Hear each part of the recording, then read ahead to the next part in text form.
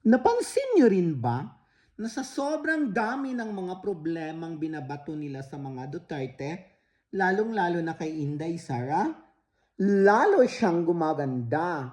Ganyan talaga yan guys pag unbow. Pag alam mo na tama ang ginagawa mo, pag alam mo na wala kang masamang ginagawa, hindi ka talaga apektado.